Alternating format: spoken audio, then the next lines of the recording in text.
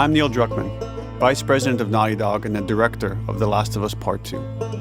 We're just a few weeks away from launch on June 19th, when the game will finally be in your hands. The wait has been long, and we're extremely grateful for your patience, especially now in the midst of these unprecedented and challenging times. We hope you're all taking care of yourselves and that you, your friends, and your loved ones are doing well. Because of these extraordinary circumstances, we can't be together in this final stretch and share the experience like we usually would. So today we're trying something different. Something we've never done before.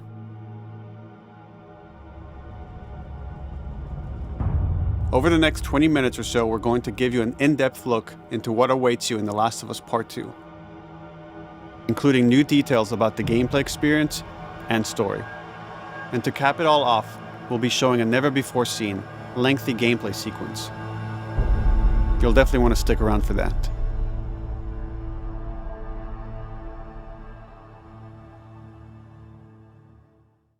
I don't know what happened. I was supposed to take her to the Fireflies and walk away. They were actually going to make a cure. The only catch, it would kill her. The Last of Us Part 2 picks up Ellie and Joel's story several years after the events of the first game. Ellie and Joel have settled in Jackson, Wyoming, amongst a thriving community of survivors. With the threats of the world kept outside the town's walls, Jackson has been able to find relative peace and even stability. Ellie is now 19, lives on her own, and has been able to forge lasting relationships within the community. Scale of 1 to 10, how would you rate our kiss from last night? However, this peace is short-lived. Jackson and Ellie suffer a violent and traumatizing event. Ellie sets off back into the treacherous outside world in search of retribution and justice. Her journey will take her to new parts of the country previously unexplored in The Last of Us. The story spans multiple seasons and climates, from the snow-capped mountains of Jackson to the lush Pacific Northwest. Each introduces a wide range of exterior and interior environments for you to navigate and explore, rendered in meticulous detail and unprecedented scale with the latest iteration of the Naughty Dog engine. Our goal was to make these environments not only beautiful, but feel as grounded and authentic to the cities they're based on as possible. Much of the story unfolds in what remains of Seattle, a massive former quarantine zone. Its locales are incredibly diverse, spanning a dense city center with a skyline of towering high-rises to the beautiful suburbs and stormy waterfronts that surround it. The city exhibits drastic shifts in architecture, elevation, and weather. And with Part 2, we've introduced new traversal mechanics that afford greater exploration and ways to navigate threats. Ellie is not only able to climb and jump over gaps, but she can use ropes to scale vertical terrain or swing over obstacles, allowing you to discover new areas, resources, and side narratives. These more open environments also create new strategic considerations in combat, whether it's to get the jump on enemies or bypass them entirely. The Last of Us Part 2 features some of the largest environments we've ever created. Horseback riding will allow Ellie to quickly cover some of these expansive terrains. Some streets are so flooded that a boat is required to navigate them. However, the world of The Last of Us is as lush and inviting as it is deadly. As Ellie uncovers the path to finding those who have wronged her, she must face the many threats of this unknown city. In the wake of the pandemic and the fall of the quarantine zone, Seattle has become a war zone, where two warring factions find themselves in an ongoing conflict for territory and resources. One of these groups is the Washington Liberation Front, otherwise known as the WLF. The WLF are a militia group that began as resistance to the military occupation of Seattle, and eventually wrestled control of the city from them. They are highly trained, organized, and well-equipped with weapons they stole from the army. They occupy much of the city, imprisoning or killing trespassers on sight. Hey! another trespasser. A girl. Did you see her?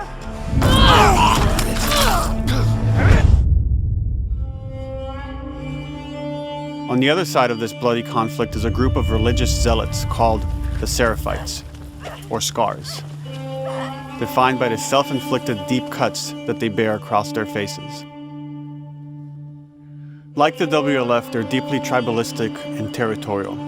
They're known for being stealthy, using overgrowth as cover, and they use more silent weapons like bows and arrows. Clip her wings.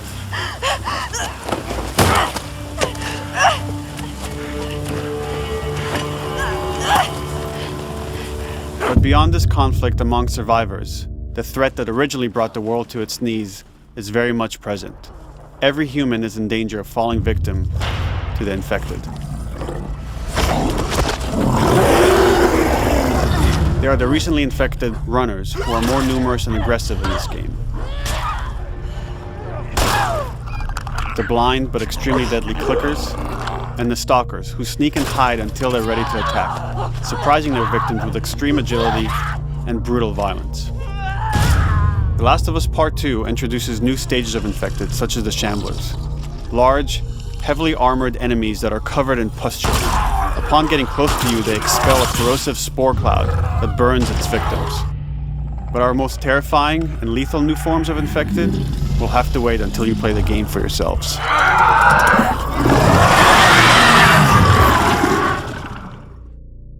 Overcoming these threats will require careful consideration of how you approach every combat encounter and how you leverage Ellie's unique skills, equipment, and the environment to your advantage. Let's get in there.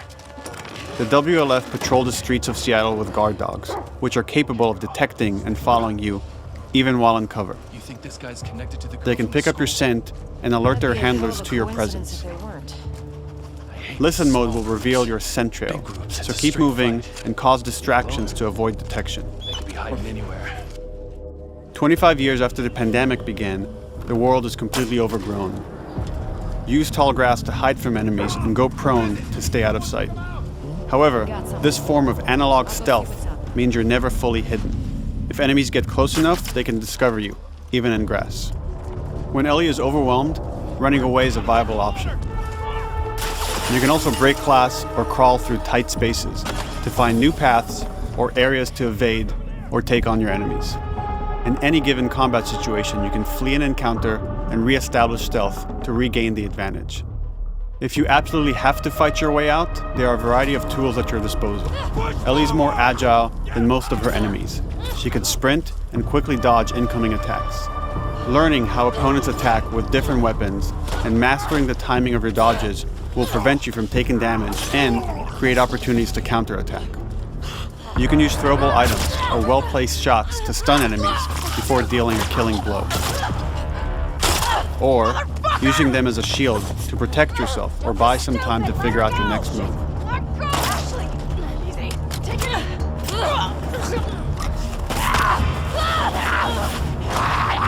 Ellie isn't always alone on her journey. Allies will take part in helping you navigate the environments, spot enemies, and meaningfully help you in combat encounters. Back off!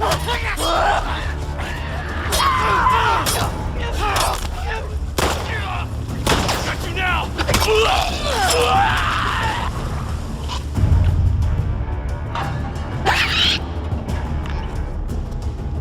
Between the human survivors and the roaming infected, there will be times where multiple threats are present, creating new strategic considerations and opportunities.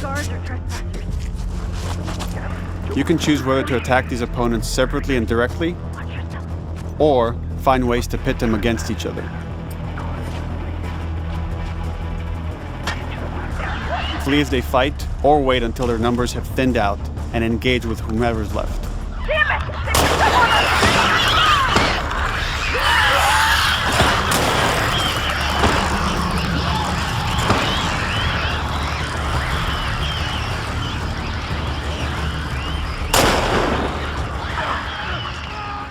Our goal is to create unparalleled tension, coupled with deep systems that give you greater control and influence over your journey. As you play, you'll be able to invest in a broad collection of crafting items, weapon, and player upgrades through training manuals scattered throughout the environment and scavenging for ingredients. These skills and upgrade manuals cater to a variety of playstyles, and the choices you make will create your own distinct experience. We also wanted to extend that agency and personalization to your weapons through our new workbench system. Scavenge for parts to modify and improve your weapon's performance and attributes, all of which are visualized and become part of your character.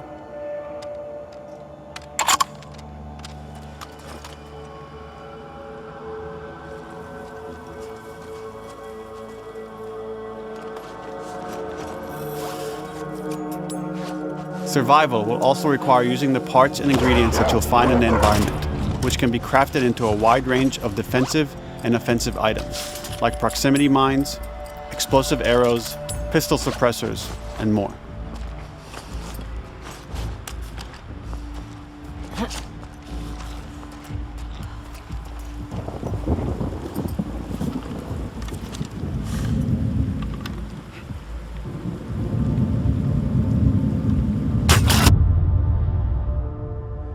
All of these gameplay systems are meant to immerse you in the world and make you feel in lockstep with Ellie's emotional journey.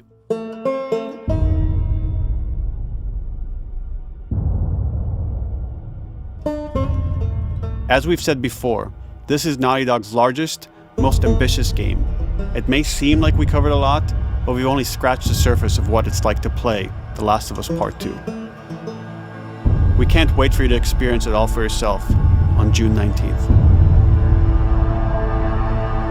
Until then, here's an extended sequence of never-before-seen gameplay. Enjoy.